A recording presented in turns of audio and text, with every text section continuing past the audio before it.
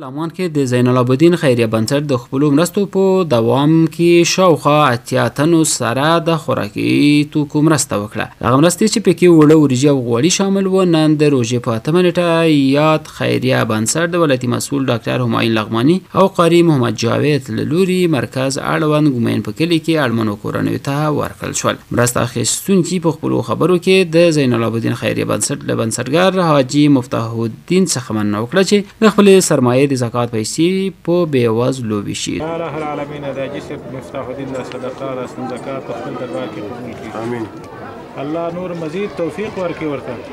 الله په مال کې په اولاد کې برکات نازل کړي. هر قسم غمونو پریشانونه په امان کړي. دنیا آخرت ښایسته کړي. دوی زیاته کړه که چیرته ټول سرمایه‌داره د خپلو مالونو زکات وباسي نو ژر ده چې په هېواد کې د غربت لمن ټوله شي. دغه راز د یاد بنسټ ولایتي مسؤل ډاکټر همایون لغماني او قاری محمد جاوید وویل چې دوی په سیمه کې هڅه کوي څو داسې کورنۍ په نښه کړي چې په رښتیني ډول د مرستو مستحق وي. باید ووایو چې دغه مرسته لکه تیر په څیر چې تاسې هغه تصویر ګورئ بینر د مرحوم حاجي زین العابدین د خیریه بنسټ لخوا نه دغه مرسته کیږي چې اصلي تمویل کوونکی حاجي مفتاح الدین لغمانی ده او موږ وشو کولی چې تقریبا تر 80 شاوخوا اړمنو کورنیو ته په دې مبارکه میاشت یعنې روژې میاشت او دغه مرسته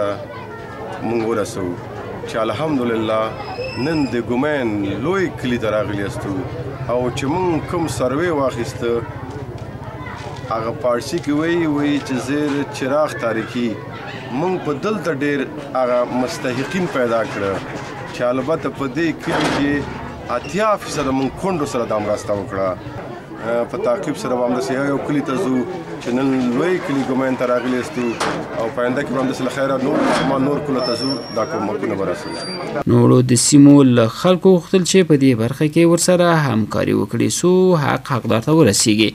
خیر الناس من ينفع الناس. نبی کریم صلی الله علیه وسلم حدیث مبارک دی بهترین په خلکو کې هغه څوک دي چې نورو مسلمانانو ته یې نفع ورسیږي. بنیاد خیریه زین العابدین داسې یو بنیاد دی چې دایما وخت په وخت هغه بېوزلو او کونډو او یتیمانو سره لاسنیوی کړی دی. هر وخت دپاره یې د هغې سره مرستې کړي دي چې اوس سرپرستي د هغې زوی حاجي صاحب مفتاح الدین لغماني کوي.